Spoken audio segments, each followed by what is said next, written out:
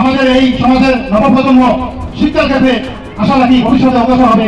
আমাদের মঞ্চে উপস্থিত শিলচর এবং হাইলাকান্দি ডিস্ট্রিক্টের কালচারাল ডেভেলপমেন্ট অফিসার, যিনি ইতিমধ্যে এপিএসসি থেকে উত্তীর্ণ হয়েছেন, শ্রী নেহাশঙ্কর রায় মহাশয়, ওনাকে আমাদের সামনে সংক্ষিপ্তভাবে কিছু বক্তব্য রাখার জন্য অনুরোধ জানাচ্ছি। তাদের জন্য একটা জুড়ে হাততালি চাই।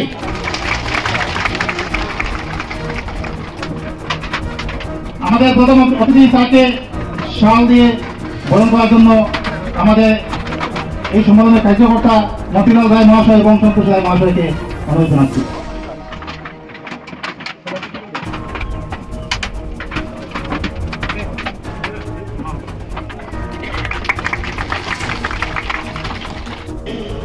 আমাদের সমাজের সার্বিক স্বার্থে কিছুগুলো দাবি আমরা হাতে নিয়েছি। সেই দাবি শোধন আপনাদের সামনে আমি শোনাচ্ছি। দাবি নম্বর 1, ঘাস এবং ফরেস্ট রিজার্ভ ভূমিতে বসবাস করা নমশূদ্র সম্প্রদায়ভুক্ত লোকদিগকে পাট্টা দেওয়ার ব্যবস্থা গ্রহণ করিতে হইবে। দাবি নম্বর 2, নমশূদ্র সম্প্রদায় বসতি এলাকায় রাস্তাঘাট নির্মাণ করে যোগাযোগ করার সুব্যবস্থা গ্রহণ করিতে হইবে। দাবি নম্বর 3, রাজনৈতিক এবং আর্থসামাজিকভাবে পিছিয়ে পড়া নমশূদ্র সম্প্রদায়কে অগ্রাধিকারের ভিত্তিতে রাজনৈতিক কর্মকাণ্ডে তাদের প্রতিনিধিত্ব করার সুযোগ বা সুব্যবস্থা করে দেওয়ার জন্য দাবি রাখা হইল। দাবি নম্বর 4, নমশূদ্র সম্প্রদায়ের জনবসতি এলাকায় মহিলাদের জন্য বিশেষ সরকারি স্কুল, কলেজ ইত্যাদি স্থাপন করিতে হইবে। সদ্য সন্তোষদা, মতিলালদা, দেবুদা এবং আশিস, সঙ্গে আরো অনেকেই আছেন, শ্যামলদা আছেন, আরো অনেকেই আছেন, আমি সবার নাম দিচ্ছি না।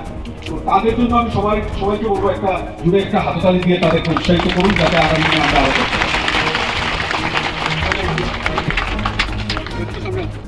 আমি যদি বলি আমার দৃষ্টিকোণ থেকে যে আমরা কেন এগোতে পারছি, প্রথম কথা আমরা এগোতে পারছি না দুটো কারণে।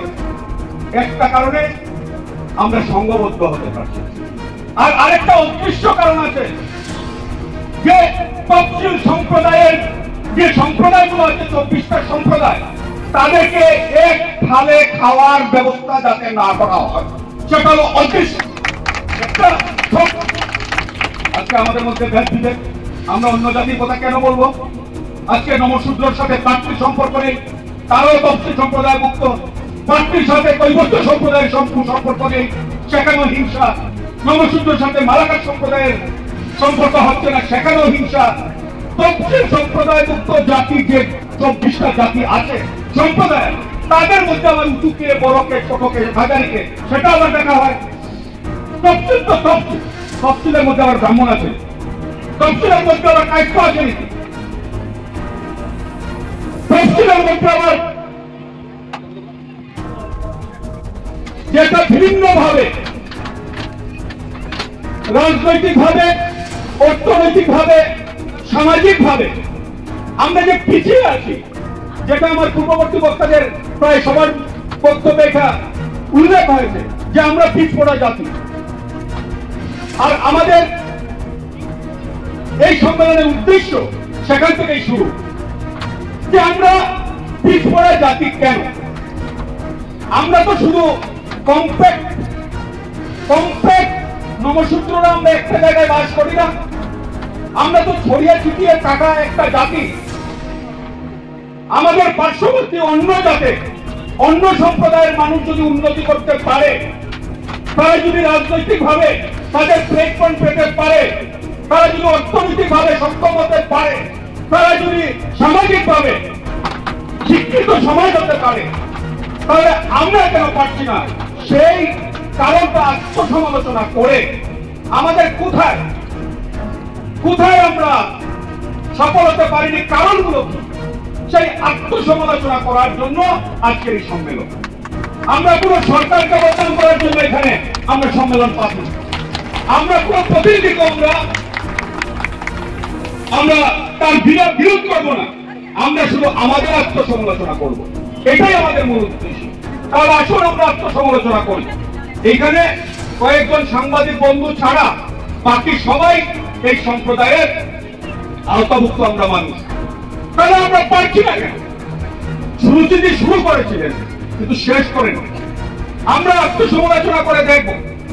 আমরা তো বিকলাঙ্গ মানুষ নয়, আমার তো একটা হাত নেই এরকম নয়, আমার একটা পা নেই এরকম নয়, আমি অন্ধ সেটাও নয়, আমি মুখে কথা বলতে পারি না আমি বধির সেটাও নয়, আমি কানে শুনি না সেটাও নয়।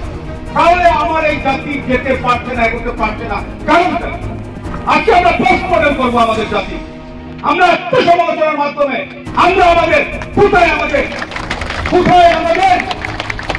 অসফলতা আছে, কোথায় আমরা বিফল হয়েছি, সেই আত্মসমালোচনা করে আমরা জাতিকে এগিয়ে নিয়ে যাওয়ার জন্য আজকে এখানে আমরা শপথ করব। এসপি সোলাঙ্কি, মুখ্য অতিথি এবং মঞ্চে উপবিষ্ট অন্যান্য গুণী জ্ঞানী ব্যক্তিবর্গ তথা বিভিন্ন গ্রাম থেকে আগত বিভিন্ন গুণী ব্যক্তিগণ, মহিলাবর্গ, মা বোনেরা, সবাইকে আমার আন্তরিক শ্রদ্ধা জানাচ্ছি। আজকের পূর্ববর্তী বক্তা আমার মতিলাল রায় মহাশয় অনেক কিছু বলেছেন। আজকে দেখুন, আমরা নমশূদ্র সম্প্রদায়ের লোক, অন্য মানুষ আমাদেরকে অবহেলা করে। কেন করে? ওনারা বুঝে না জাতির ইতিহাস, প্রাচীন ইতিহাস, জাতির জন্মতত্ত্ব, তাই ওরা আমাদেরকে অবহেলা করে।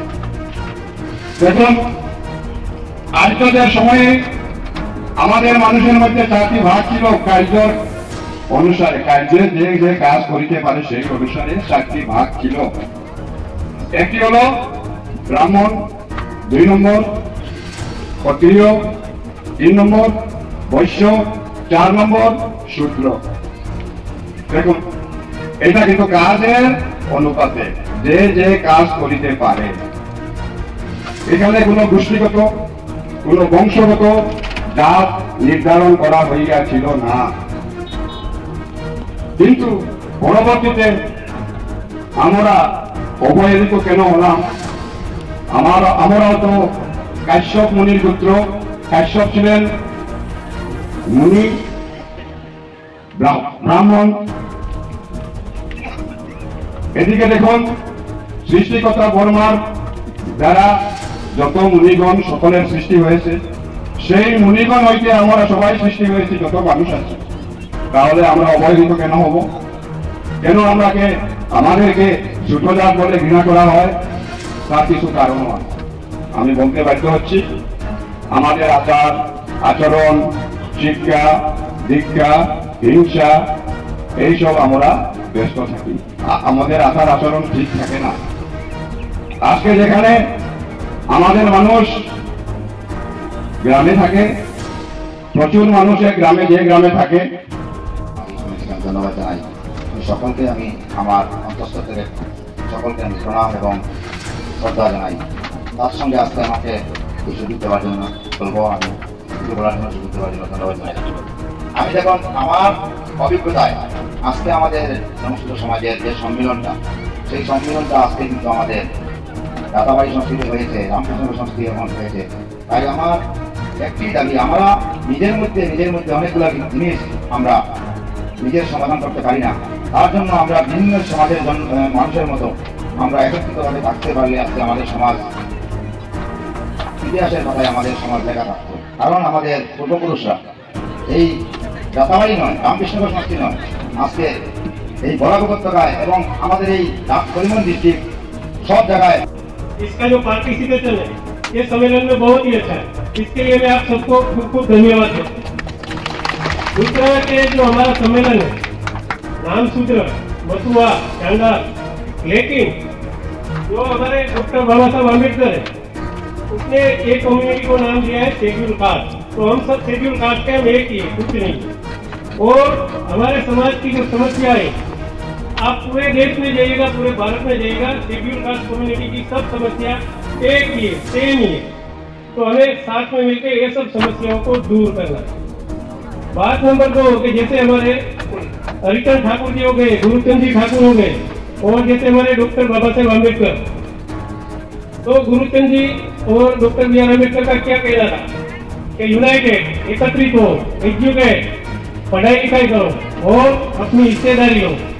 ठीक है, तो गुरुचंद जी ने भी यही कहा था, डॉक्टर बाबा साहब अम्बेडकर ने भी यही कहा। तो हम सबको साथ में मिलकर हमारी जो समस्या है वो सबका निराकरण करना चाहिए, और हम सब लोगों को अगर प्रोग्रेस करना है, आगे बढ़ना है, तो हम सबको साथ में मिलकर ग्राउंड लेवल पे काम करना पड़ेगा। और मैं माता बहनों को एक और चीज बताना चाहूंगा कि आपने सावित्रीबाई फुले का नाम सुना है? सावित्रीबाई फुले, सावित्रीबाई फुले के बारे में जानकारी लीजिए, और ज्योतिबा फुले का मिसिस था, तो ये आपके लिए बहुत ही अच्छा होगा। ठीक है, इतना ही बोलूंगा। जय भीम, नमो बुद्धाय। সবাই করে বলি যে হাত জোড় করে কিন্তু আমরা সাফল্য করতে আমরা সবাই ভাই ভাই আমাদের মধ্যে কোনো বিবাদ বিদ্বেষ কিচ্ছু নেই।